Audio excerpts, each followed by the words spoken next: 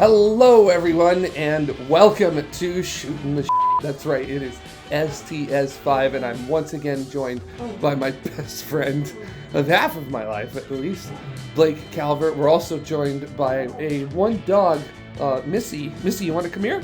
Would you like to show yourself to the world? Look at that. She just came right over, and she's under the table. Every noise that she can make tonight, she has been in here making it. So, and I think a lot of that comes from, unfortunately, last week I had to put one of my dogs down.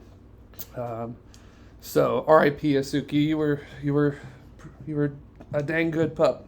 You gave her a long, happy life. Yeah, 16 years. So that's pretty long for any dog. And now I'm just helping you enjoy your life. Because you're 11, almost 12.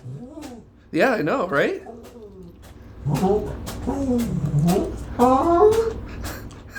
Really, I'm really glad this is part of our show. Yes, I'm so glad it is too. So I'm glad to have our special guest, Missy, with us here tonight. She's going to be hanging around. I just figure it's probably not the best to keep her out of stuff at the moment. She really, uppies. Yeah, she really wants up, I think. You want up? Uppies. You want up? Yes. Hello there. Hi, you've made an appearance now. All right, I'm going to have to pay you residuals. This makes money. Yeah, I'm at all making money. And I was, of course, trying to tell, what are you doing, Missy? She smells fried crumbs. Have you ever held a dog's chest while they're sniffing? Oh my God, that feels like a machine gun going off in my hands. Wow, that's something else. I'm really hoping the mic is picking up all the table shaking. Honestly, if we're just doing 90 minutes of her sitting around, that would be a good enough show for me. Yeah, I feel like just get on up there while you're at it. Here, get your ass down there and go do something else. So, it's the audacity, the disrespect of this generation. Oh, that bitch. Yeah. True. So, should I bleep that one out or not? Because I feel like in the context of... In this context, it's not a swear. That's the proper term. I just would like to point out she's now getting into the trash. These are things that she's never done in her life before. Jump on tables, get in the trash. What are you doing? What in the name of everything are you doing, my friend? She's got no dog supervision now. There's no rules. Yeah, no rules. Anarchy. Dog anarchy. I don't know what that means, but I love it. What are you doing? Where are you at? Oh, she coming around? I don't know where she is. Hello. It's behind me, isn't it? So,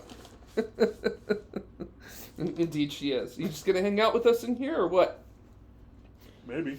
Okay. All right. Well, we've got some interesting things to talk about. Indeed. This week. So, I think one that would be really good to start with, that I was thinking about of late, and that we both talked about, was AI. Ooh. Specifically related to George Carlin Ooh. being pulled for an unauthorized AI special. Partially by Will Sasso, of all people. Yeah, somebody who's usually pretty good about stuff. Yeah, and a guy who is honestly a pretty damn good impressionist in its own right. Granted, I haven't heard his Carlin, but it's got to be better than AI. Yeah, I think it's just as... obviously, this is part of a much bigger issue with AI. Honestly, I think the fact that came out the exact same week that SAG-AFTRA, the heads of SAG-AFTRA, announced that they started a new partnership with an AI company in order to help do voiceovers for video games. And they said, after consulting several members of the voiceover community in our union, we decided to do this, and this. Meanwhile, all these guys like Steve Blum and Greg Baldwin, the f*** you say? Yeah, there was no consultation whatsoever, it seems, with the voice acting community as a whole. Right. And the WGA just... we literally just had a strike about this. Right. And then they've gone and stabbed voiceover artists in the back. And that really sucks, because several of our very good friends are voiceover artists, including this dog right here. We just had lunch with them not too long ago. Yeah, it was really fun, actually. We were at Anime Los Angeles, myself and Blake. We were going to see friends, and it turned out we had more friends there than we expected. So we all went out to lunch together. That was a delightful time. Yeah, good time. Good time. Yeah, so grateful as always to actually see friends. Should I tell them the story about how I got in? Oh yes, you should tell them the story. Hey, come here. Yeah, tell them the story about how you got into Anime LA. This is a good one. So this was the Sunday, last day of the con. Everything was just kind of winding down, and honestly, our main point of going to there was just to see our friends. Yes. And also, like, I didn't mind paying to come in for like 2 or 3 hours. Yeah, same. Because it's you're giving money to the convention. Right. Support the troops. Yeah. You know what I mean? And from what we saw, it's a perfectly fine convention. Yeah. I've got to go back when they've got all the Gundam stuff. Yeah. So if you're just joining us and you don't know much about me, you have missed my 18-month descent into the world of Mobile Suit Gundam and just completely falling for it, and I absolutely enjoyed the hell out of it. Yeah, honestly, it's kind of parallel to my journey into the One Piece fandom.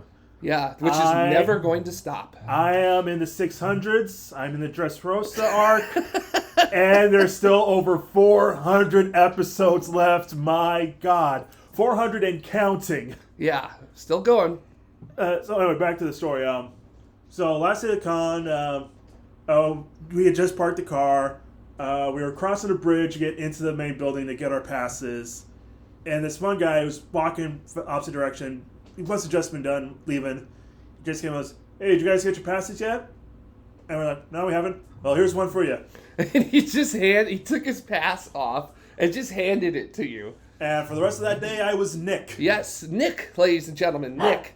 So, and Nick, if by some fluke you're watching this, I greatly appreciate it. Nick, you are awesome, and we will buy you lunch or dinner at your spot of choice, and take us up on that, Nick. But we know what Nick looks like. We remember what you look like, Nick. We don't forget something like that. So if your name is Nick and you're just coming in the comments here to try to pull the wool over our eyes, that ain't gonna work. We remember. So. We don't chill out for any old Nick. No, you've got to be the Nick.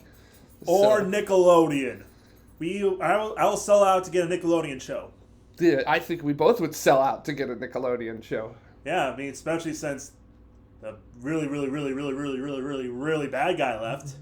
Mm-hmm. We're not going to talk about that because we're going to keep it light. Yeah, we're going to keep it happy and everything. I don't know. Are we keeping it light for this show? We could. I don't intend to go that dark. Oh, okay. All right. Oh, yeah. Actually, if you're talking about who I think you're talking about, yeah. And then we did touch on Kevin Spacey last week, so that makes good sense to not touch it. Are you done over there? With the fries? Are you done with the fries? Yeah. Okay, here, I'll put it in the trash. Yeah, the bit's over. So that way Missy can rummage through it. Actually, let me see if I can get Missy to come on over here. Just reinforce some bad behaviors. There you go. This is a terrible behavior to have as a dog. Look, she's looking at me right now like, this is a setup, isn't it? Also, Jack in the Box, we'll be more than happy to sponsor your products. Also, yeah, after last week. So Missy was looking up at me with these eyes right now that were just like, this is a false flag, isn't it? So you're just doing this so that you could start throwing down rules and regulations with this. So AI art.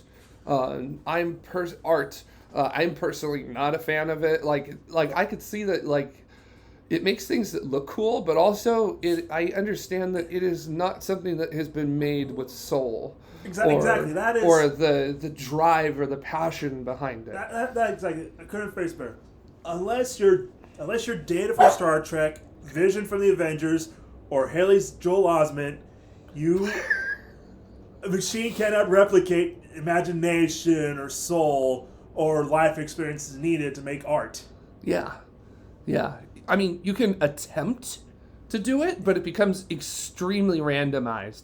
And that is often what happens with the AI art, is that it becomes too chaotic, too randomized, too much shenanigans happening in the frame in order for it to be something comprehensible. Which I'm sure there's going to be a bunch of AI bros who would be like, oh yeah, well, when I go see a Jackson Pollock, how comprehensible is that? But when I'm going to see something like that, an extremely abstract art piece, I understand that there's somebody who made it. There was a process to making it, and there was a process to that art getting to the place for me to see it. And there's most likely a deeper meaning behind said piece. I don't, see, that doesn't matter to me. I don't mind things that have no actual meaning. Right. I don't have a problem with people being like, yeah, I just made this because it was just fun. Yeah, that's fine. But I'm just saying, I can imagine there was some sort of intent behind this art. Yes. Whether it is trying to make some sort of grand message or just saying I just thought this would look neat. Yeah. There is an intent behind it. That's fair, and it's a intangible intent. You can't. I would very much argue that you cannot. You can't physically replicate the emotion. Right. It's very difficult to do something like that. Mm-hmm. I say taking a unbelievable amount of meds in order to keep my emotional state in control. But that's different. That's not art. But anyway, also, I feel the fact that SAG-AFTRA of all organizations is backing this is really, shocking. Cause, I shouldn't say shocking because a lot of the higher ups, the people who are running are very much okay, let's make sure all of our most famous members get theirs, everybody else over. Yeah. By the way, I think I said WGA earlier as well. I just would like to retract that. Yeah, the WGA WGA, they actually got their AI taken care of. Yeah, we got no beef with the WGA. It's SAG-AFTRA that we do, which I'm never going to be a SAG-AFTRA member, so it's no big deal for us to be able to say something like this. But I mean, it's really interesting watching the voice acting community. Pretty much unanimously be like, oh no, this is gonna screw us over. Yeah, and then on top of that, I saw a lot of the big names in voice acting as well saying, oh well, if this is the way it's going to be, then we're going to do a breakaway union from you, and we'll handle it. We'll handle our own stuff. You can go handle your screen actors. So, I mean, I actually made it when the strike ended and they were talking about negotiations and it didn't cover AI. I sort of made a joke where saying do you think the voice actors didn't form their own guild because their acronym would have been VAG? Yeah, maybe. So, but now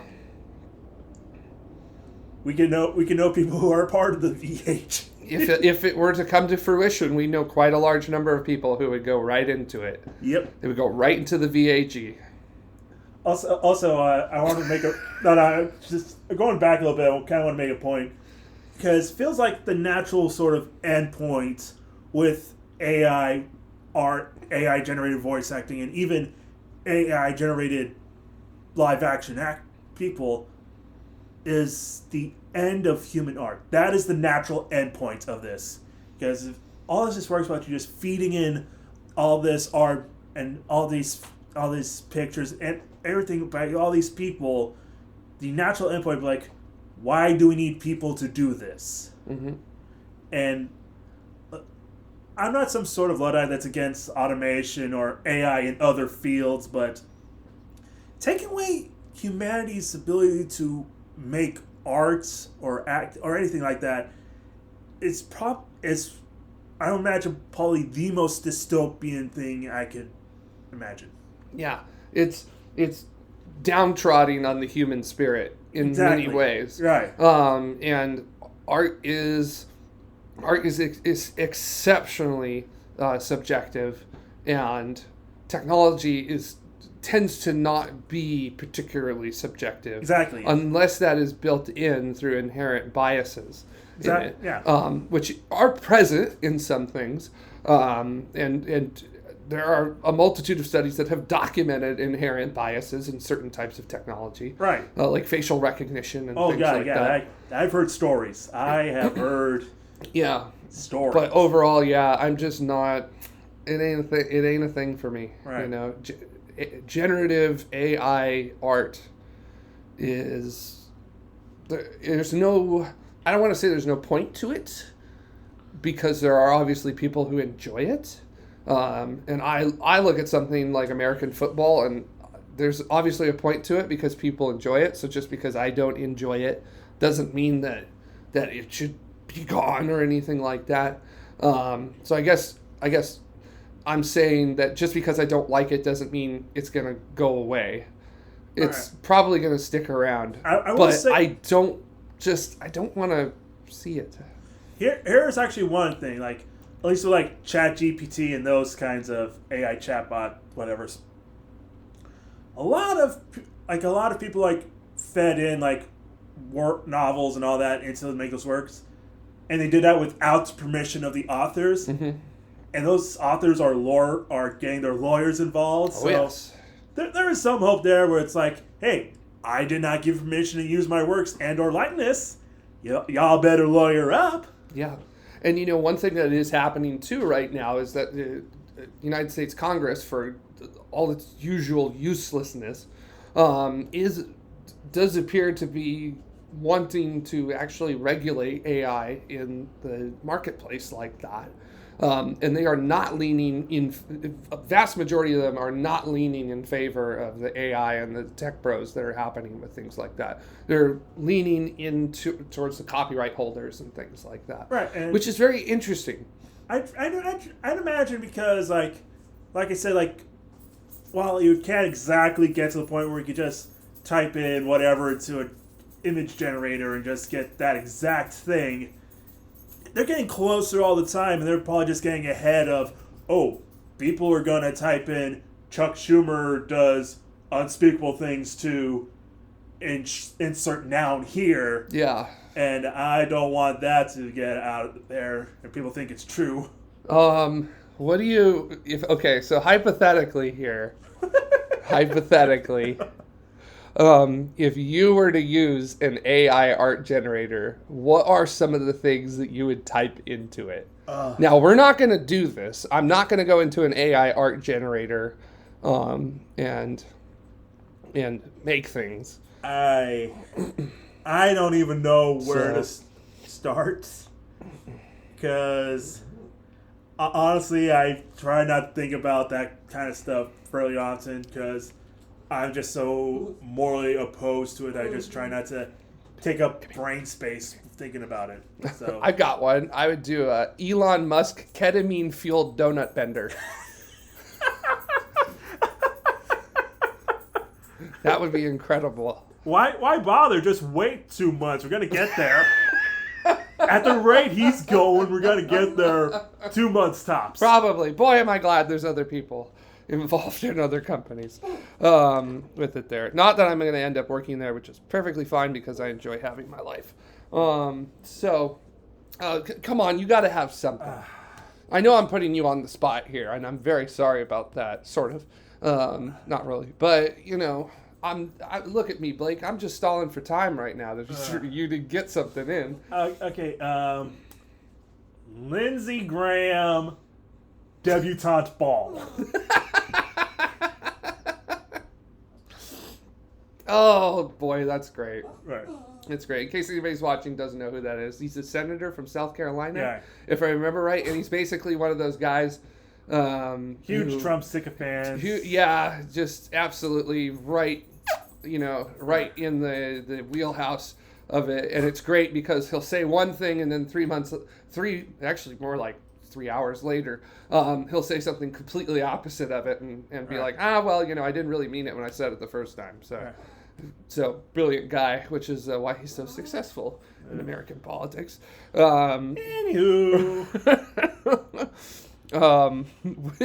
With that in mind,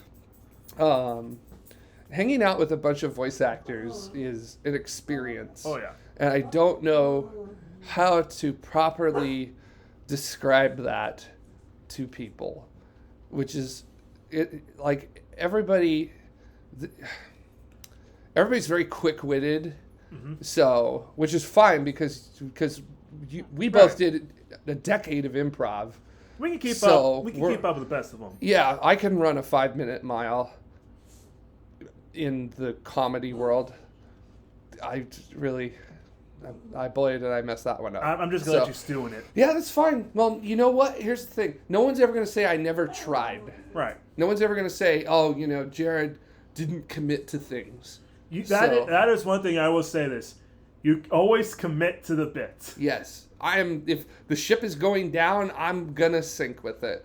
If the sub's exploding, I'm up on the ship because I did not get in it. You are one half of that old married couple in Titanic holding each other in the bed as their room is filling with water. That is a horrible image. That is absolutely correct. What a terrible night. That was a really bad Thursday. Yeah. So actually, I wonder if that actually wasn't Thursday. Oh, I don't know. There's definitely some atrocity tourist out there who would absolutely know what day it was on. So, they're relieved they didn't get on that sub. Yeah. How about that, huh? Yeah, that was something we didn't get to in our 2023 wrap up. Yeah, that's just an absolutely wild thing to happen, right? So, because in the history of submarine operations, implosions at depth are a very rare thing. Yeah, it's almost like there's regulations to help prevent that sort of thing. There are really not regulations to prevent that sort of thing. As it happens out in international waters, there is no governing body to control how you design and build your submarine. Oh yeah, but I always just assumed that just because it's operated, I thought it was cruise ships was just because they float in international waters, they still operate out of a certain country and they have to operate in that country's standards. Absolutely. I just thought it was the same thing with subs. Not quite. So no, submarines are, unless they're for military or scientific applications, there is very, very little, if any. Honestly, I believe there's no regulations governing how a private submarine, operates, can be constructed or operates, or in terms of what it does. So to be fair, I would imagine most private submarine owners would actually be like, okay, what do I do so I don't violently die in the ocean? Stockton Rush didn't think that. And unfortunately, he took some other people out with him. Which sucks. One of which definitely didn't deserve it. Yeah.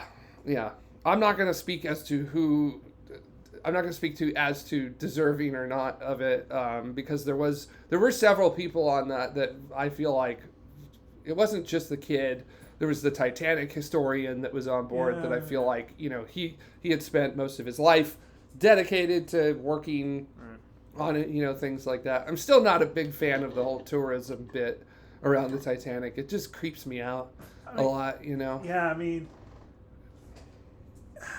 I don't know about that, because there are people who tour cemeteries and that sort which creeps me out. Yeah, but at least part of the things they're just there to honor, it's like a memorial for a specific event.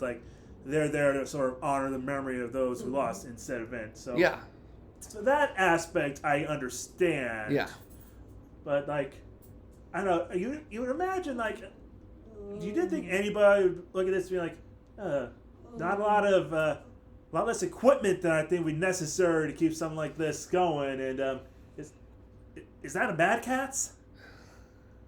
Dude, if I had seen that game controller, I would have been running a marathon away from that. Right. I would have passed Usain Bolt on my way out. So. Missy agrees. Yes. Anyway, speaking of disasters, Spiderman. Which, do you like Spider-Man? Oh, yeah. Do you like Spider-Man? Yeah. You like Spider-Man? Who's your favorite? You like Toby? You like Garfield? Which one's your favorite? You like Tom Holland? She said French fries. No. Okay. Well, I didn't know French fries was a I don't think Option. so. But Bless you. Anyway, I was gonna say, as you didn't get last week. For those of you who didn't get the memo last week, I'm a bit of a Marvel fan. Again, we just spent the next 90 minutes. How do I compete with that? Yeah. Are you done? You got? No? You got some more? I really hope the mic's picking up on all this. Definitely pick that one up. Yeah, puppy. What, honey? What? That's it? Yeah, I'm done? See, the thing is, she wants me to go inside and get on my bed so that we could cuddle, because she likes to cuddle. Aww. So, because she's an absolute cuddle slut. So, yeah. See, she perked up when I said that. I don't know why. But, you know, she just likes to sleep on the bed. So, because we are a household that allows the dogs to sleep on the bed. So, I mean, same here. When I had dogs, I let them up on my bed. Yeah. Because I'm lonely. Anyway, Spider-Man. Yeah, let's talk about... Again, speaking of lonely, Spider-Man. So I'm suddenly regretting wearing this shirt. This took a very dark turn. Yeah. With it here. Anyways. I just wanted to say that, like... Come here. I just think it's kind of fascinating that within the last several months till almost a year, it's been great for Spider-Man fans so long as you haven't been reading the main comic book series, Amazing Spider-Man. Mm-hmm. Everything else Spider-Man related has been pretty great. But the actual comic itself, not so good. Oh no, we had Across the Spider-Verse, which again was a fantastic movie. Yes, it was. And we had the Spider-Man 2 on PlayStation 5, which is a great game. Highly recommend if you have a PlayStation 5. Yeah, you told me that we've got to do like some sort of Let's Play where it's me playing it. Oh yeah, and if y'all still want that, just let us know. Yeah, let us know in the comments. We'll figure it out. Don't forget to like, comment, subscribe, help. We're trying to monetize this channel so that we can do more. So we can only do that with you, with viewers like you. Or give us a Film Theorist guy's job. He just retired. Who? MatPat, the Film Theorist guy. I don't know.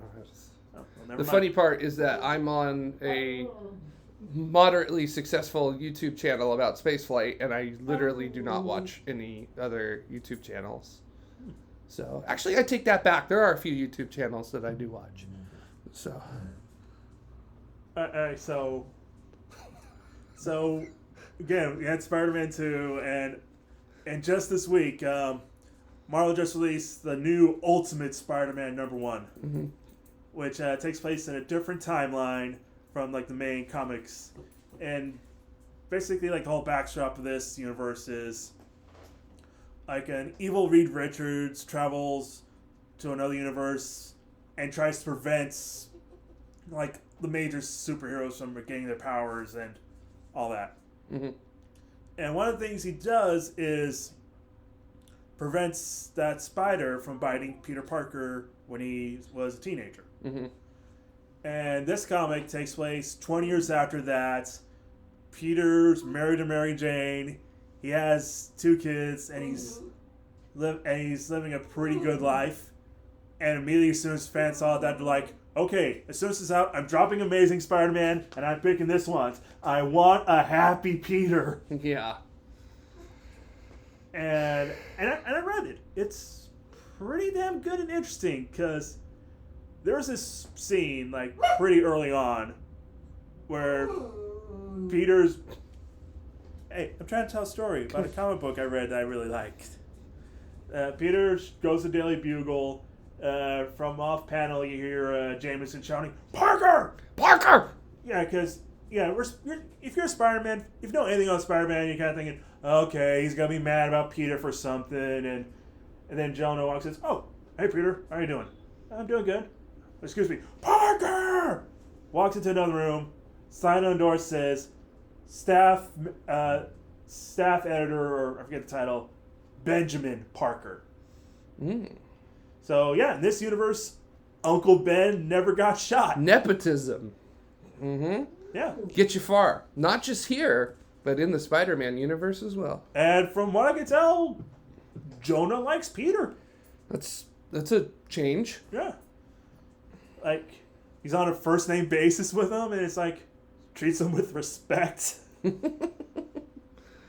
it's just... And it's actually kind of interesting, because, like, the big crux, like, the big sort of driving force that gets Peter to become Spider-Man in this version is, like, he has this great life. Good job. But he just feels incomplete. And he talks to Mary Jane about it. And she basically, and when he says this, she says, does this going to change how you feel about me? No. Is this going to change how you feel about the kids? No. Then do it. And it's like, oh my God, why can't we have this in the main comics? Because I suppose the rule at Marvel is that Spider-Man must suffer. Yeah, but we have a whole nother Spider-Man where you can do this premature relationship bull on. There's angst. True angst. We got a teenage Spider-Man who's perfect for that angsty bull. Yeah. Peter's a grown man, and he's still going through this high school relationship nonsense. Man, it's just the way it be. It's the tradition. Yeah, but it's a tradition that I have yet to find a serious Spider-Man fan who loves Peter being miserable. Oh man, I'm just such a big fan when Uncle Ben gets shot. Like, isn't that fantastic? Yeah, somebody actually saying that. Okay, not so much that, because again, you kind of need Uncle Ben to get shot. Like, yeah. It's like doing Batman if his parents never got killed. Yeah, where's the motivation? Exactly. But it's like, okay, it's going back to that a little bit. Before this current run, the last guy, I'm blanking on the name, ended his run with Peter proposing to Mary Jane. Mm-hmm. And for those of you who aren't huge nerds like me, back around 2006, 2007-ish, during the Marvel's big Civil War events, Peter revealed his secret identity to the world, and in a big press conference, which got all the people that Spider-Man put away over the years been like, that's a guy? A child. Oh, I'm going to ruin his life. And that resulted in Aunt May getting shot. And Peter, blaming himself, goes to all these lengths to try and save her. What? What was that? What? I didn't say anything. I was just keeping in line with Spider-Man tradition. Right. Spider-Man must suffer. Exactly.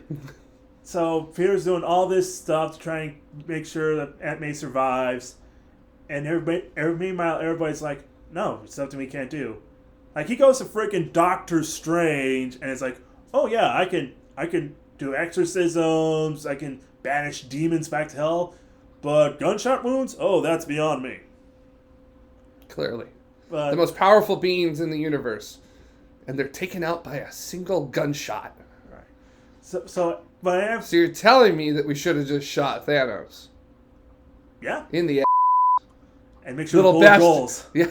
Little bastard shot me in the ass. And, oh my God, Paul Rudd was in the bullet. No! Oh my God. So anyway. That is a terrible hypothetical. Yeah.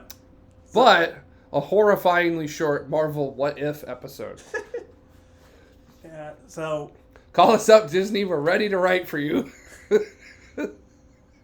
Hey, you want us to write a story about Paul Rudd going up Josh Brolin's butthole?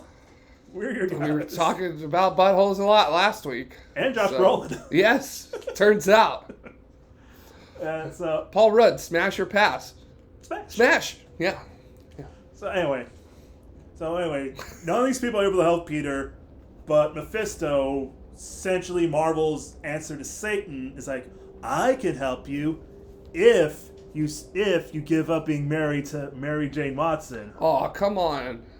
He literally sold his marriage to the devil to save his octogenarian aunt, who, in a previous issue during this, is like, Peter, I understand. None of this is your fault. I accept what's happened. I want you to be happy.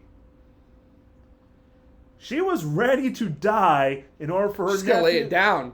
That's a real homie. Yeah, in order for her nephew to be happy, or as happy as Peter can possibly get in any given situation. And Peter just went and threw it all away. Yeah. Way to go, Peter. I hope you're happy. I hope you're proud of yourself. He's never happy. Yeah, because Spider-Man must suffer. Right. And again, everybody just reads the new Ultimate issue. It's like, oh, we got a Spider-Man who wants to be a hero for its own sake, is happily married, and with 2 kids, and his uncle's alive. Aunt May's not, but she didn't die until like a couple months prior to this, so she had a long life, and just wow. Just willing to put it all on the line. Right. Just because of principles and morals. Right. So. Because he feels like he can be doing more and better. That's a good way to do it, I suppose. Right. So. And again, I always think back, and on another tangent, like, imagine like somebody in editorial being like, oh, come on, nobody's going to be interested in our flagship superhero if he's not miserable or if he's a family man. And meanwhile, I look at DC, we may bash on their movies, but the comics are mostly alright. Mm-hmm. And DC, Superman's got kids, Superman's happily married, Superman is still freaking Superman. That is his beautiful house. Right. That is his beautiful wife. That is his beautiful wife jumping off the roof. I'll be right back.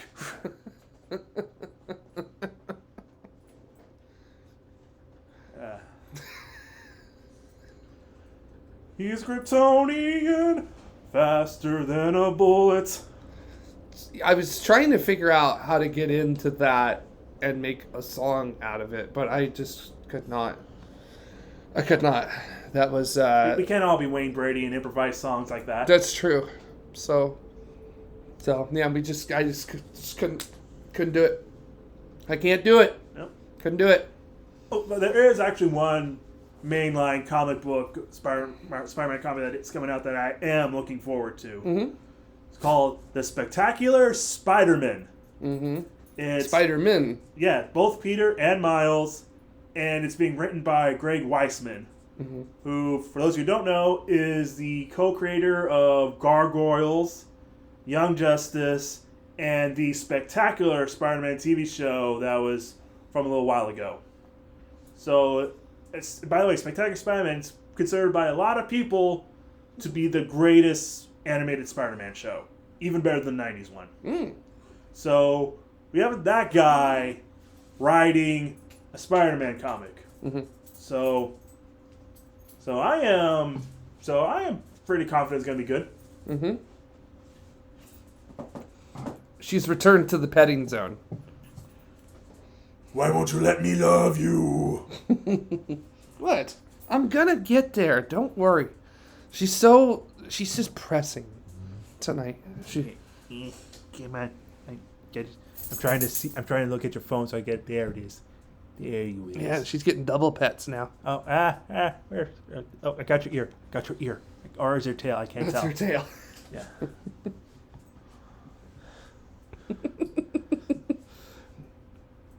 I can't tell if this was a great decision or an extremely distracting one. It's distracting for us, but I feel like for our viewers, it might be a pretty great decision.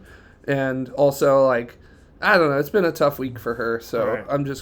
I'm not gonna lock her out of a garage and say, I'm home. Ow. So you're not allowed. Are you turning into a cat? I'm just gonna let her go off for a minute or two. Here, you wanna make some noisies? He's a puppy.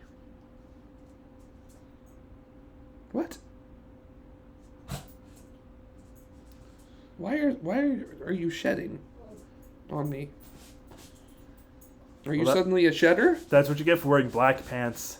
Well, I wear black pants. It's what I wear. Well, that's what you get. What? How may I help you? These are navy pants, not black. Just so. Are you itchy? Are you an itchy puppy? Itchy puppy ramen? Very itchy puppy. She's an itchy puppy. What? Itchy puppy ramen. You gonna make some noises now? Or are we just gonna stare at each other awkwardly? Right, girls? What? Oh, come here. Come here. I can scratch you. Here, let me give you scratchies. Screechies for the... Scratchies for the doggy. Screechies for the beachies. This little dog shall have a scratch. It's still alive, Betty. It's still alive, Betty. Do you ever wonder if people get the references we make? Probably not, which is, I mean, that's a bummer, but also at the same time, that's life. If you get our references, let us know in the comments. I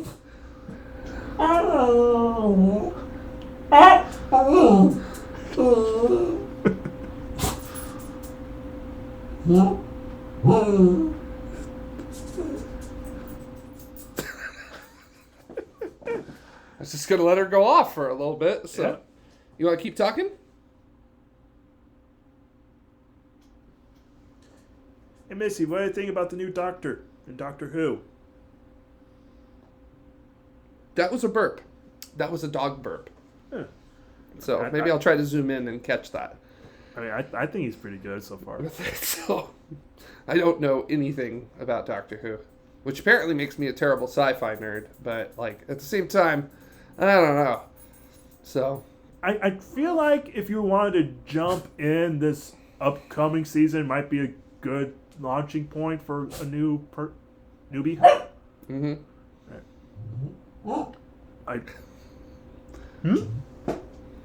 Yeah. Oh. I see. Well, that's an interesting point. I mean, I guess you could start off with the church on Ruby Road if you want. Oh, you think you just start off at the... He doesn't have time to stop all the way in the 60s. That is an absurd ask of a person. She sat down, or laid down finally. All right. I was waiting for this moment when she would finally give in. I was wondering what would break first. Your back or your spirit? Even down here. When did you start shedding all of a sudden? I'm old! Is that what it is? Do dogs start shedding when they get older? I've had Australian Shepherds, and they start shedding at 6 months and don't stop until they die. I am not the person to ask what is normal shedding behavior for a dog. What is normal shedding behavior? Can you imagine if people shedded?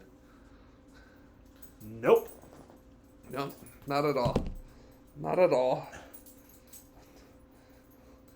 Not at all.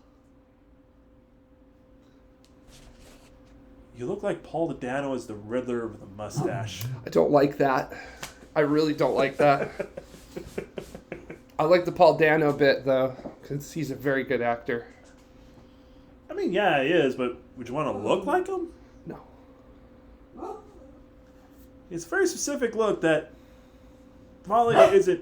Yeah, Missy agrees. It's a very specific look, that. Yeah, I probably shouldn't tell him. I heard his... Yeah, I'm not going to tell him. He's gonna... I agree with you. You don't need to yell at me. She's not putting up with it tonight. Yeah. You are going to go in the doghouse, mister. Missy's going to put you in the doghouse. The doghouse is your house. I was going to say, we don't have a doghouse. I guess the house is the doghouse. So I guess I'll crash on your couch. Sure. So, don't crash into my couch. You never heard that phrase? No, I have. I don't Just know. You don't take your car into my couch. It's unappreciative.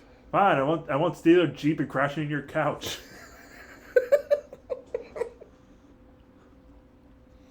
It's fine. Right. So, have you ever noticed that you have like a silver Yes. bit in your fro starting to show up. It's called being 35.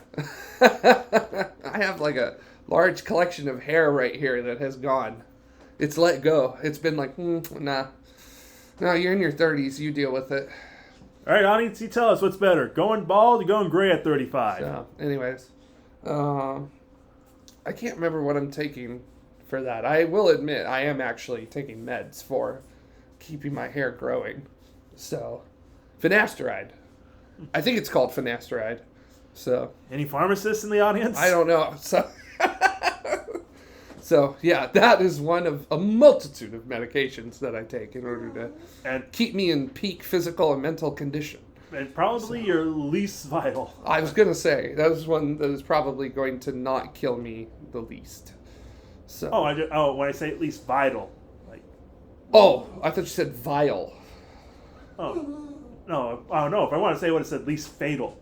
So, yeah, that's true. So, it's always a worry for me because they're always like, you got to have these blood tests. We got to make sure your liver's still working. I was like, oh, it's like, okay, that's slightly important. Yeah. So, but it's an important organ. So turns out you need a liver to live. Yeah.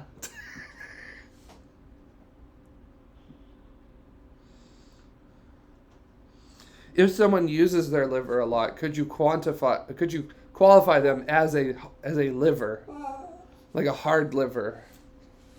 No, I mean it depends. It depends. Do they use their liver? I can't think of a good sort of adjective that goes with liver. I don't know. I'm aborting this bit. Do they use their organs to go with it? I think she's fine. Oh, did she? I can't see. There's garbage. She's left. I believe she has left. Oh, ladies and gentlemen, Missy has left the building. She grew tired of your nonsense. Yeah, well, it's both. It's mutual nonsense. I can see that the light has turned on outside, so yes, she is out. So, or she's pooping or peeing on the driveway because she is a strange animal, and that is where she poops and pees. I mean, my dog did that too near the end, but that's because we live in a condo, and she didn't always make it to the grass in time. Yeah, which is fine. Right. Which again, I always preferred that over in the house. Yes, that's true. As long as it's outside, we're good. Right. So, even though we, as the humans, are privileged and allowed to make our mess in the house, but we do it because of these. We do. We have thumbs, and somehow that makes us better at toilet. So, well, it first of all allows us to make toilet, as in I can physically construct a toilet. So you physically constructed a toilet? What's up? You physically constructed a toilet? No, I have never built a toilet myself, but I'm pretty sure you have machines now that do that. That I don't know. Would you any toilet artisans in the audience? Pharmacists and toilet artisans. That is what this episode needs. Help. Where are you all? We are so scared. The people who make our meds go, the people who make my poo-poos and pee-pee go away. Where are you at? Oh no, I will become the pee-pee boy. If you attended Anime LA this past weekend, you might have gotten that joke depending on what panel you went to. Yeah, so if anybody has to go to the bathroom, as soon as they're out of earshot, you could just assign them that they are the pee-pee boy. The pee-pee boy. You are the pee-pee boy. We better send this link to Austin and Mark so they at least this clip of the pee-pee boy. The pee-pee boy, yes. Pee-pee boy. Again, this is what happens when you become friends with voice actors. Yeah, it goes all over the place with it. So, anyways, I was looking over here and I realized there's a lot of stuff. Yeah. This is truly a real garage, in case you didn't know. I remember when we first did this, somebody thought this was a set, like an actual set. What money would we have for a set? I don't have any money for a set, so this is like actual things. If you want to send us money so we can have a set, please. Yes, like, comment, subscribe, turn the notification bell on, share this.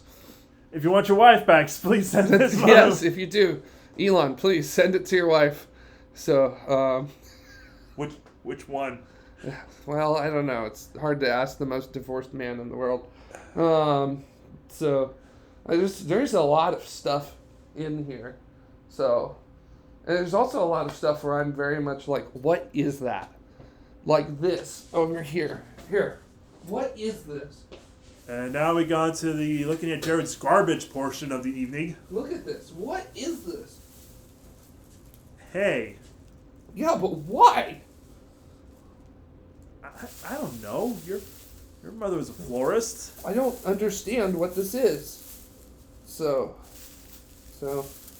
Does it spark joy? No. Throw it away. Doesn't spark joy, doesn't serve a purpose, throw it away. When was the last time you blown a leaf? Oh, darn. Now you can't blow a leaf. I tried. I was absolutely primed and ready to just let you have it. I don't know if you noticed. Damn. Yeah, I noticed that thing didn't have a battery. Damn it. Ugh. Yeah, and you can tell that I've not done it. So there's a chainsaw somewhere around here. I see saws. I see saws, but I don't see chainsaw. There is a chainsaw somewhere around here because that's what my mom got for Christmas. It was a chainsaw. Very practical family. Like I got a toilet seat for Christmas. You got like 4 hand saws here. Why do you need so many saws? I don't know. I don't understand. So, we could play a whole game of props. Just here. I'm pretty sure we get some kind of poisoning and die. I was about to say, yeah, that does seem to be a actual real possibility. Looking at all of this right now, slightly concerning, with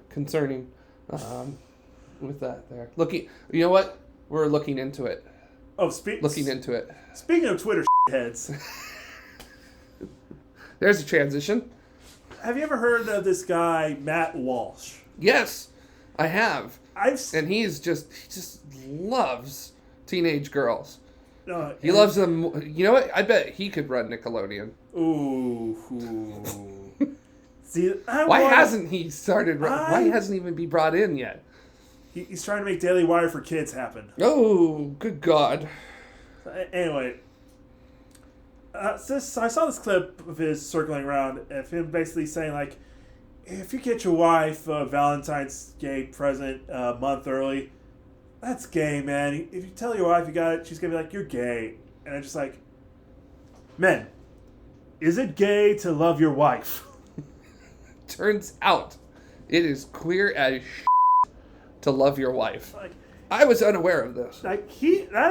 Seriously, that sounds like the most divorced man who's still technically married. That is an incredible self-own. Right. So, I don't love my wife enough to get her presents. Like, I'm not saying you have to get someone a present all the time, but it's nice to do, like, recognition. Right, like, I feel especially, like that love languages thing. If somebody likes presents, right, get them presents. Like, that's not mine. Mine is words of affirmation and physical touch. Which, we could talk about the words of affirmation, but the physical touch, we would have to... You're a good man. Yes, I try my best for everybody. So I kind of want to take that test because I'm actually kind of curious about. But anyway, my point is, like, if I was in a relationship and I got my partner a gift, like, I know it's a little early, but here's a little something for. It's a little early.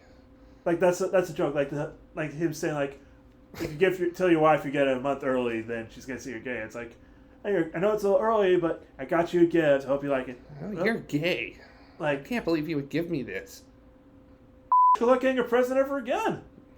Like, I try to do something nice and you mock me? F*** you. So, first of all, I don't think that actually happens. I think he's just saying that to try to get a rise out of people, which is how, as far as I've seen, he feels about people of a certain age. Let's be honest, his audience is angry 15-year-old boys that don't know why they're angry all the time. Yeah. And they just put that out somewhere else. Yep. I was once an angry 15-year-old boy and didn't know how to be productive with it, but I got into anime for it.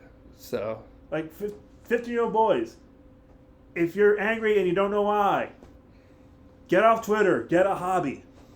Yeah. It helps. Yeah. I would definitely say if you're a teenager of any persuasion and a person is trying to tell you how to live your life politically, that is a great person to not listen to. Right. They don't know shit. Yeah. Ben Shapiro doesn't know shit. Or this person, well, he knows, I'll tell you one thing about him. He knows to debate college kids because it's easy to win. Right. So, because if he actually talks to an actual adult, he cries. yes. Like the time there was that BBC reporter who just absolutely demolished him.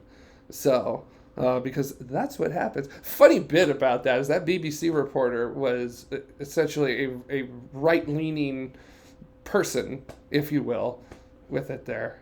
But that was hilarious. I was just cracking up watching him sweat bullets because he was like, uh-oh, this person has a brain. This person knows how to articulate ideas more complicated than Politics 101. We're going to be in trouble here. So, and he was British, so he didn't put up with any bullshit. Right. So that is one thing I have found about British people is they do not put up with your bullshit. They will quietly demolish you, but they are certainly not going to put up with your bullshit.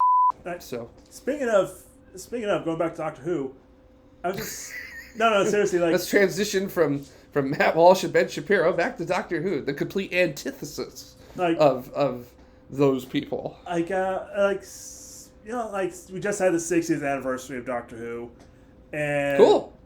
That's going for a while.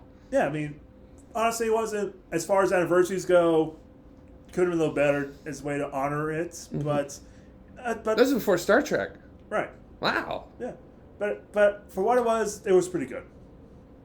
Nice. But it's just like people, it's like a lot of people like to do interviews. Like one of the big ones, like they always ask Christopher Eccleston, who played the 9th incarnation of the Doctor. Like he was the first Doctor when they revived the series back in the mid-aughts, and he was only on for one season, and he's been extremely vocal about like not enjoying his time on the show for various reasons, and they asked him, is there any way you'd be coming back for an anniversary special or whatever? And he's like, well, yeah, I might if you fired all these people that I worked with. Oh man, some grudges never die. Right. So, yeah, that's not particularly great. Actually, that is like they wanted him to come back in, like, I forget which anniversary special, but it was Matt Smith and David Tennant. They were both there as a Doctor, and they wanted him to come back and be like, oh, we'd have all 3 Doctors from the Revival series up to that point mm-hmm. all together at once, but he was like, still upset and everything. So they actually like, before the 8th Doctor regenerated into Eccleston, he was William Hurt for a little bit. That's right. It's canon that William Hurt was the Doctor, but he didn't call himself the Doctor at the time, so that's why Eccleston is still the 9th Doctor. But it's not. It's complicated. Pay no attention to the writing behind this curtain. So, I don't know.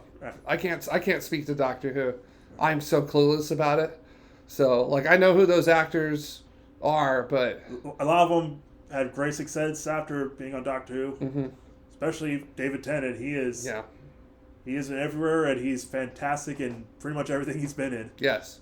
Terrific Scrooge McDuck. So. You laugh, but I'm 100% sincere. He was great in the DuckTales reboot. Yeah, that's awesome. So sometimes that's all you need is the right person.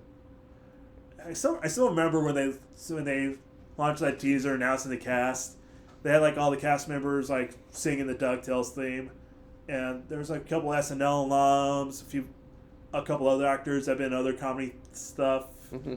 Danny Pudi from Community, and it's like watching this, and I was like, okay, yeah, I like a lot of these people. This could be a fun show.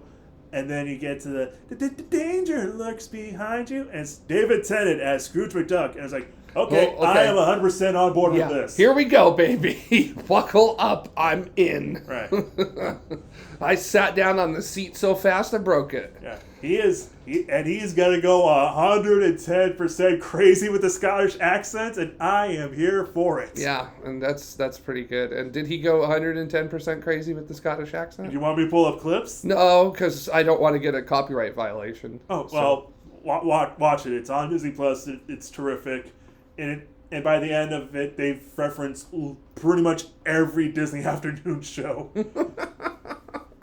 And I am not even exaggerating. Oh my gosh, there's a lot to go in that. That's a very long list. They did an entire episode that was an homage to the Quackpack. Okay. AKA Huey, Dewey, and Louie are all Jonathan Taylor Thomas now.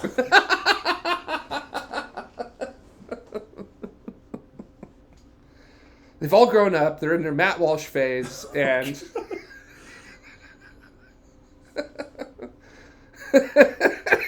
oh god, they're rich. They come from money. Yeah. They're all white. Yeah.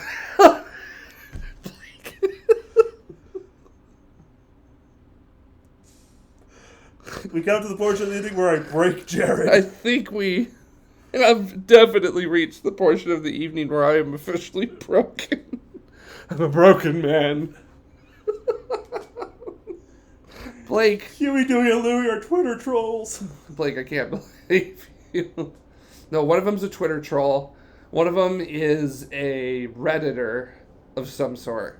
I always have to make fun of Reddit. It's just how it goes. Even though I use Reddit, I always have to make fun of it. You want to hear something kind of messed up? What? Since Google's search algorithm has turned to shit, more people are actually going to Reddit as their primary source to look up. Yeah, I'm not surprised. Reddit's got everything. Yeah, I mean... It's the hub of the internet. Accuracy, negligible, but you'll find something. Yeah, who knows? You're more likely to find something there than Google now. Yeah, that's true. So I've noticed that when I start doing Google searches and stuff, it just doesn't hold together. Yeah, that's actually... You know what I mean? Yeah, that's actually I forget the actual reasoning behind it, but they changed up their algorithm so they really push more shit they can sell you above actual shit that'd be useful for what you're looking for. Cool. That sounds awesome. Right. I love it when a company completely changes what they're doing. Right. Unlike YouTube, it's always stable and doesn't change up their algorithms. Oh yeah. What becomes popular, what's viable to post. Yeah, I still don't know if we're technically in our generating. What was it last week? We're insider engagement. Yeah. Yeah, I still don't know if we're in the clear on that, because YouTube is vengeful. As I would say, it'll find something on your account from 15 years ago and nuke you. You think MatPat retired on his own accord? He's been doing this for 13 years and he's now decided to take a step back? Sincerely though, I wish him the best. Yeah, definitely. I don't know who this is, but good job. Yeah. 13 years of consistency on YouTube. That's a lot. And also making enough to actually have a staff, and I'm assuming pay them well enough that they want to stay on board. Yeah. And actually, from what I understand, the channels aren't shutting down. He's just sort of passing them off to new hosts. Yeah. And he's still going to be around, but more of a behind the scenes executive producer. Essentially, yeah. Series creator, executive producer. I made this happen, and I'm getting some money now. I mean, essentially, yeah. Which, I mean, hey, if you can pull it off, go for it. Yeah, might as well. No judgments here. Yeah, I won't say anything about Tomorrow having run for 16 years. Well, how many Five Nights at Freddy videos have you made for Tomorrow? 0. Why would I? I'm just saying that's... Nothing happens in space. I'm just saying At least it's my understanding of my incredibly limited knowledge of the game. That's how MatPat made a lot of his money, just a on a Five Nights at Freddy's He's videos. just getting scared out of his pants. No, just doing theories about like, what is the story behind this killer bear animatronic? Really? That's all he did? He just did stuff like that? Yeah, he was the film theorist, the video game theorist. Like, he did those videos. What? Like deep dives? Deep dives. 2-3 hours long? No, like they're like little like 10 to 20 minute videos talking about like theories involving various video games and movies and just sort of dissecting them and saying like if there's any validity behind them, that kind of thing. Gotcha. Yeah, I was going to say 13 years. I was going to say that's ridiculous, but then I just remembered that I am a person who watches a channel that just did a hour-long video about a specific model of Porsche car. So, and about a month ago, I saw a 4-hour-long video about YouTube plagiarism. Yes. And more than half of it was about one specific YouTuber. Well, you want to talk about having everything destroyed? Oh, like your entire life gone. I am so glad you're familiar with this because yes. Actually, so it's Hbomberguy, if I remember right. Yeah. He also did the YouTube video about the Roblox oof sound. Yeah. That is like it's almost 2 hours long or something. Yeah. I got about 30 minutes into it, and then I was like, "Oh my god, this is off the rails." Oh yeah. Like this is just going so like I did not expect this to take this kind of a turn. Seriously, if you haven't, check out his channel. There's a lot of great stuff. Yeah, a lot of great deep dives in there. So highly recommend. Yes. Also, Mr. Bomberguy. We got space for one more if you want to. Yeah, I don't know where you are, but if you want to fly to America and have a chat. Yeah, I guess. Have our look at this empty seat. Have our garbage fast food. Yes, I was gonna say. Join us in the camping chairs that we have here. Still better than eel pie. Yeah. but anyway, the plagiarism video is just, oh my god, and it's just how he just completely demolished James Somerton. And out of curiosity, like about a week ago, I just went on to James Somerton, just looked him up on Wikipedia to see what's on there. Like literally 98% of the page, it was about the Hbomberguy video and all the fallout resulting from it. Man, oh, jeez, that's not good when your Wikipedia page is like controversies, and that's the vast majority. Not even controversies, like literally the second paragraph at the top of the page where it'll just say like the basic overview of the person or event, whatever you're looking into. It's like in December of 2023, a murder occurred. Pretty much. Yeah. Holy shit. And and from there on, just all about the plagiarisms he's committed. It's just, good lord. I got beef with Wikipedia. Oh. Because they deleted the entry for tomorrow. Ooh. So they said that tomorrow wasn't important enough to stay on Wikipedia. So it had always been one of my bucket list items in my life to have my name on Wikipedia. And it was there. There it was. You could Google search me, and like 4th or 5th down was the Wikipedia page for tomorrow because I was on it. Well, to be fair, and then they deleted it. So, I mean, it wasn't an article about me, but it was an article about the show, and my name was on it. Well, to be fair, even if they still had that article on the show, even if we were to Google it, it probably could be like the 8th page for it to come up. Yeah, something like that.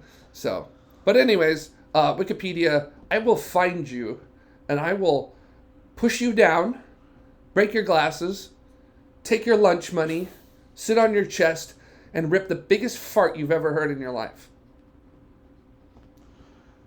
And James, I'm upset. And James Somerton, good luck, buddy. Yeah, I'm mad. I will get you, Wikipedia. You don't know it's coming, but I'll find you, and I'll give you that $2.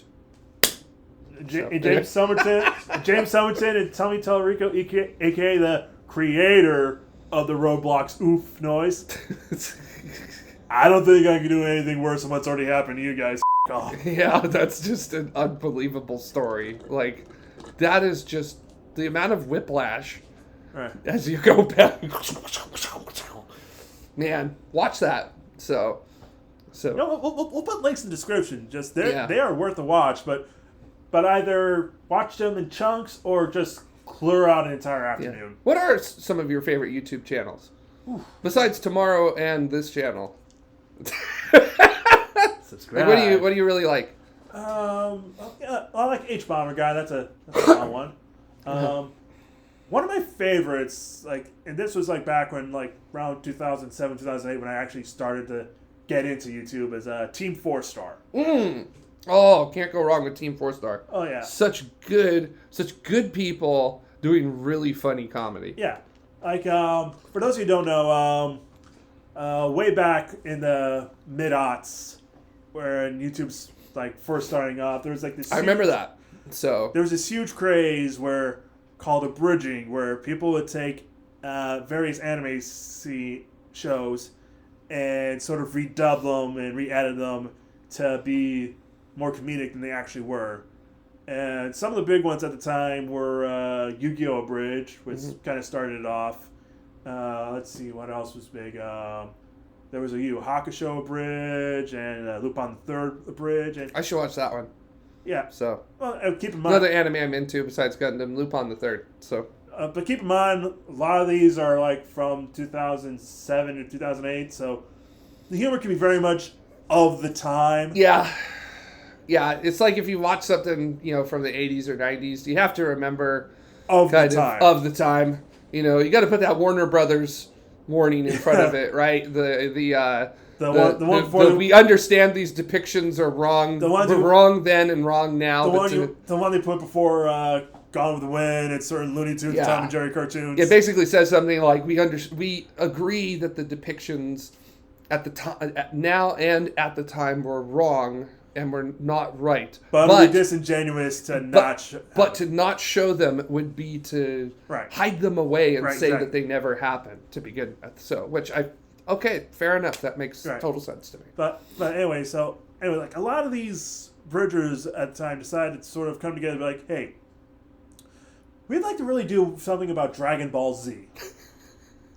And they created what is considered by a lot of people the best abridged series, Dragon Ball Z Great. Abridged. I absolutely love it. It was a great show, lasted like a good 10, 11 years. They stopped the show around 2016, 2017, somewhere there. Maybe later, I don't have exact dates in front of me. But they ended on the Cell Saga, great note to end on, and they just sort of like decided to do more different things with channels. And like last December, they just wrapped up this super long creators commentary where they just were like the three main creators got together and just reviewed their show and just be like, hey, let's just look back on this, provide some of our 2 cents, and be like, oh, hey, this is what we were doing at the time. We're like, oh, man, this joke aged like garbage, and oh, man, this joke has actually gotten better with time. Mm-hmm. And they just really talk about like all the emotions that hit them, about like, and all this sort of like amazing things, just real great peek behind the curtains, and just fantastic stuff all around. Yeah, good stuff. So, and actually, there's like another one. There actually is another group called Something Witty Entertainment. They're still doing abridging, and they do this Sword Art Online abridged, and it's just, first of all, Sword Art Online is absolute trash, garbage anime. Like, I'm not even is it bad? I don't even know what it is. So, all right, so basically the whole premise of Sword Art Online, at least the first season, is there's this super popular MMORPG, and the only way to access it is with this deep dive virtual reality headset where you actually put it on, your body is pretty much induced in a coma-like state, and your consciousness goes in the video game, and you play the game with your mind. However, at launch, the creator decides, you know what? None of you are going to log out of this game again, and if you die in the game, you die in real life. And you think, okay, there's something interesting you could do here, but nope. basically No. the main character is just automatically great and good at everything because he was a beta tester, and also there's a harem anime element. And by the end of the first season, when they finally get free and they ask the antagonist, "Oh, why did you do this?" and the antagonist is like, "Oh, I don't remember," and it's like, that is just again the most unsatisfying thing ever. Like, Yeah. you just imagine being invested in the show for like an entire season and be like, you don't remember why you did this? Like, we went through all of that and you've got no clue. Like, so these guys, It's nasty. like, they realize, oh, this is garbage, so no matter what, we can do pretty much anything we want. It just, so long as you still follow the basic plot, it'll be alright. Like, they made the main character just like the general gamer asshole archetype. I think I'm gonna have to watch this. Yeah, and This sounds pretty funny. And I don't want to spoil the ending, but like they actually do give a reason why this all happened. And funny thing is, like, the voice of the antagonist is Curtis Arnott, aka Taka 101, aka Ghost Nappa from Dragon Ball Z Abridged. Excellent. Granted, he's not doing the Ghost Nappa voice, but you can tell. Yeah. If you're familiar with like his other roles, you can tell it's him. I want to ask you a very serious question here. Shoot.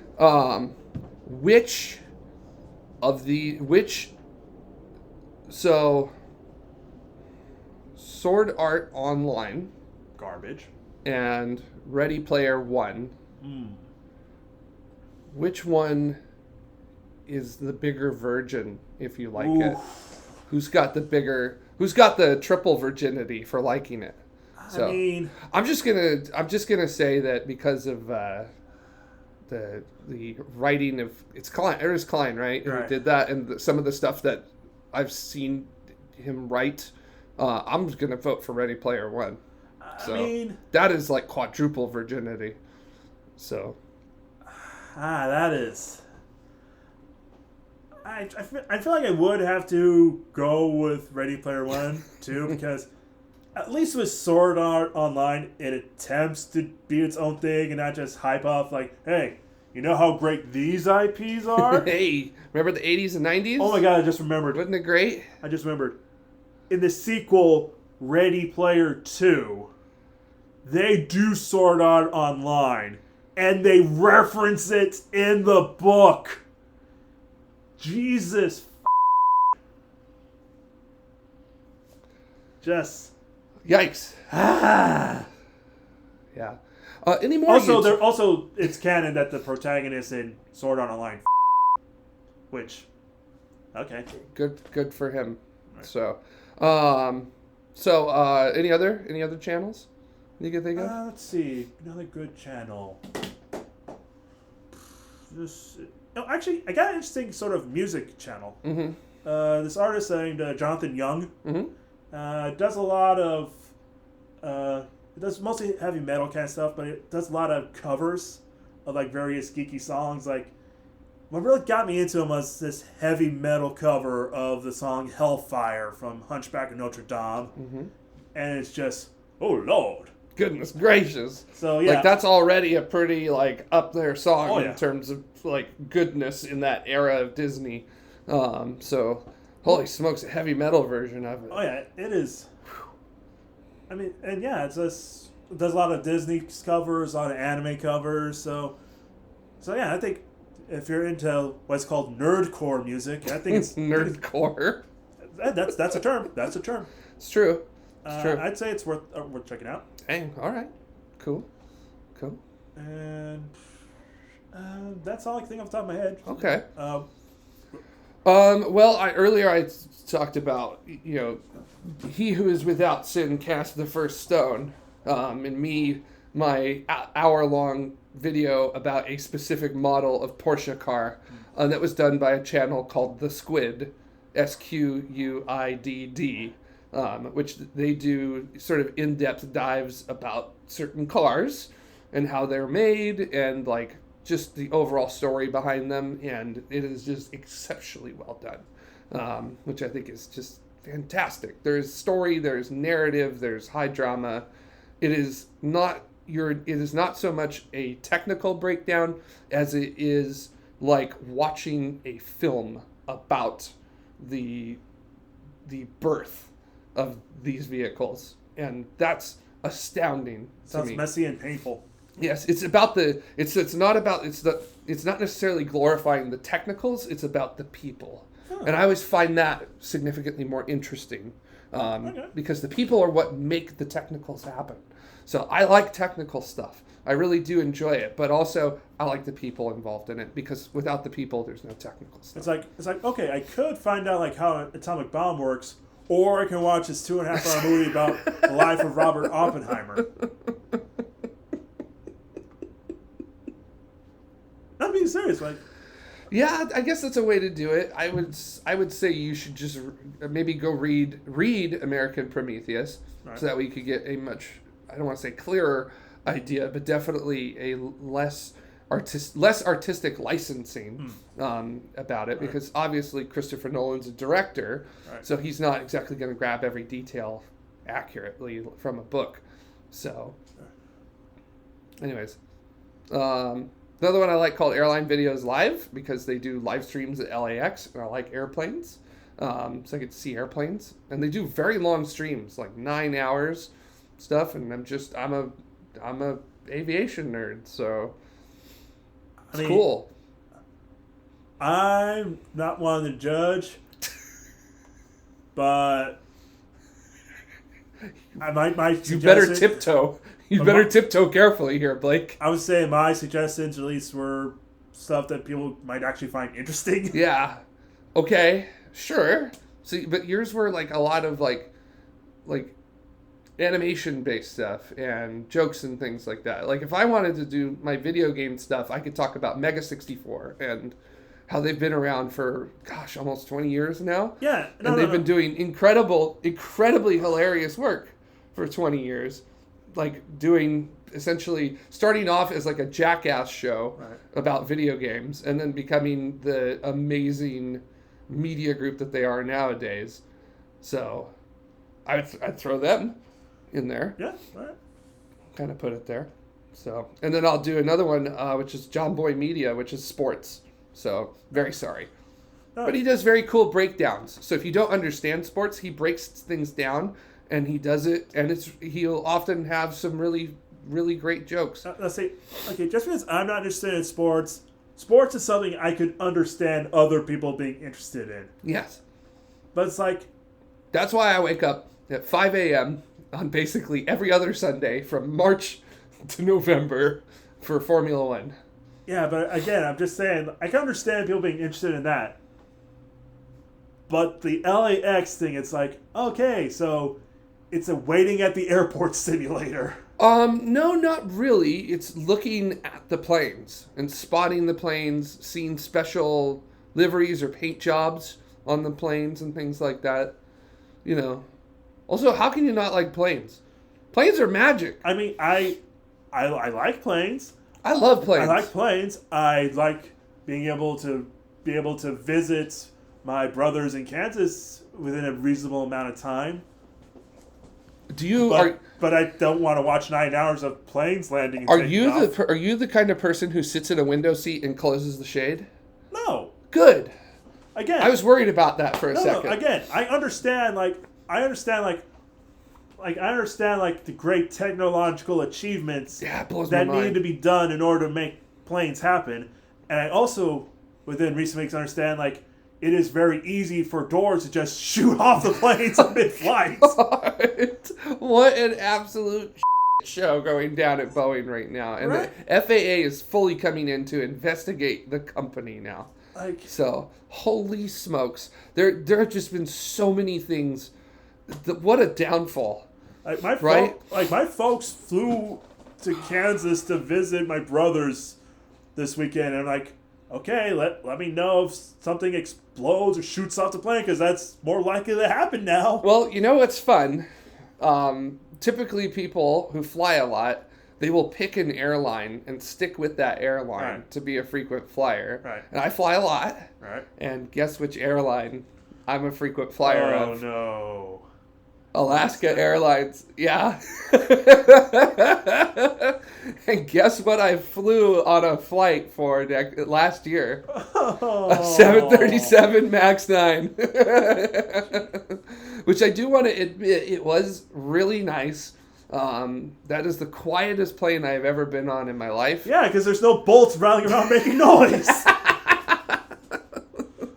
But yeah, there's going to be a lot of people in trouble. I'd hope so. In rightful trouble as well. Boeing's just really been doing. I don't know what's going on with Boeing. You know, like by the way, their spacecraft, the Starliner, which is supposed to start flying people this year. I don't know if you know this. Right. They've had significant issues with that as well. It essentially failed its first flight. Oh yeah, So they can't figure out how to make regular flying work. The mission clock basically took a and the vehicle started firing all of its thrusters and burnt through most of its fuel, and it couldn't get to the space station. So yeah, so they were still able to do tests in orbit, but like actually going to the space station and doing things, they didn't get to do that. So. Well, yeah, they can't figure out how to make their regular planes work now, so what makes you think they're going to make their space ones? Oh, yeah, also on the second flight, they had a problem with their valves, and it was so bad that in order to replace the valves, it took an entire year. Okay, granted... And we're going to put people on that. Granted, soon. I try to be an optimist. On tomorrow, I try my hardest to be an optimist and be excited about the future. But oh my God, there is something is rotten. Something is rotten in Boeing. Granted, it needs to get ripped out. I'll freely admit, I am in no way an expert in space flight or aviation. Mm-hmm. But if my plumber needed a year to replace a valve in my bathroom, I'd get a new plumber. It takes time, but it shouldn't take that amount of time. Right. Yeah, right. That's up badly. And these are things that I would hope that you understand. These are fundamentals. They're not like, I don't want to call them not complex, because they are. But at the same time... I'd imagine it'd be simple for their field, if that makes sense. Yeah, I can understand where you're coming from on that front. Like for the layman, they probably wouldn't know one way or another. But somebody whose life's work is space travel and aviation would be like, oh yeah, I could get that done in, I don't know, how long would it take on average to replace a valve like that? I would hope that, with the damage that happened to it, I would hope that within usually about 6 months you would be able to work a valve like that. Right. So it wasn't a quick fix. I'll say no. If SpaceX had a valve issue like that, it would not have been a quick fix as well. So I feel like SpaceX would have been quicker about it, but also that does not necessarily come down to. SpaceX has a simpler system. I think SpaceX is just significantly more agile from a corporate standpoint. So, also because they're also not answering to shareholders like Boeing is, where Boeing's got to make sure that everybody who owns a little piece of them gets the money. So, but on the other hand, they have to answer to Elon Musk. What? But on the other hand, they have to answer to Elon Musk. Who? SpaceX. Well, yeah, SpaceX does. So you're saying that's their hindrance? Right. Okay. I can understand that. Right. From the outside, I'm sure it definitely... I got zero insider information about SpaceX or what goes on in it. And yeah, I have no clue if that's true or not, but if the public actions are anything to go by, then yeah. What a pain in the... It's like... I would not like to be in those meetings. Another channel I watch. Oh god, I'm blanking on the name. It's I forget the name of the channel, but they do the show called Weekly Weird News. Mm-hmm. That's the name of the show. If you look that up, you'll find the channel. But anyway, and then they do a bunch of other shows that ultimately end up being about Elon Musk, because we cannot escape that man no matter how hard we try. We try. Oh God, do I try? And they were actually talking about a lot of this more recent erratic behavior. Just basically So it's basically at the point where he stopped, that he's crossed over from microdosing to just straight up macro dosing. Yeah.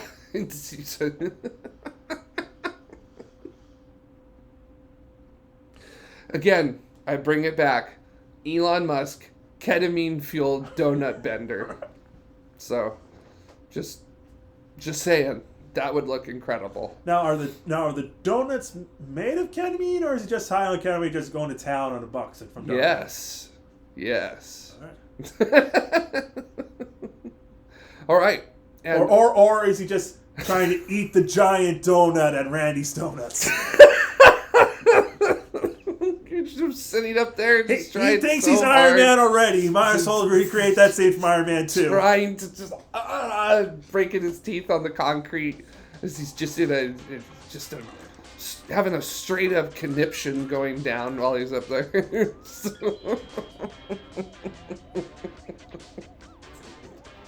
I feel like on that visual of Elon Musk standing in the middle of Randy's Donuts, just chowing down on concrete and just ripping shreds of it out. Which, by the way, Elon Musk pass. So, hard pass. I feel like on that bombshell of this show, we're going to go ahead and end it right there. Blake, if people want to find out more about you, now that they've seen you for the 5th time in a row, where should they go to see that? I'm still on Twitter. As much as we make fun of Elon Musk. I'm still on Twitter at Blake Calvert 1. I'm on Blue Sky too. There's a little Chiron thingy around here. Do the thing post-production, Jared. Yep, yes, I got it. I got it covered, don't worry. And then, of course, I'm on Twitter as well, and Blue Sky, and Mastodon, and Instagram, and YouTube. Did you know I'm on YouTube? So, wait. Stunning revelation for me as well. Wait, this is YouTube? This is YouTube. Oh, we're on Screenwave. Screenwave? Is that still a thing? I don't know. What is Screenwave? I think it was a thing. Are we on? I thought this was Daily Motion. I don't know. Daily Motion. All right, well, I see that my reputation is buried into the ground. Thanks for watching, everybody, and hopefully we'll see you next week.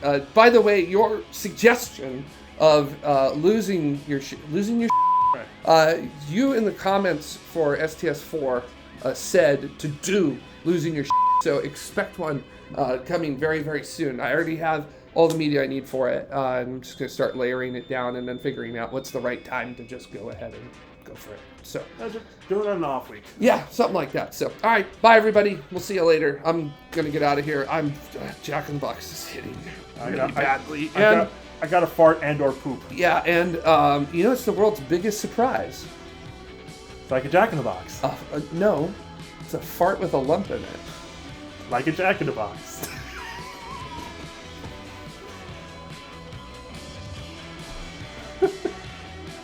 2 breaks. This is what my life has come to.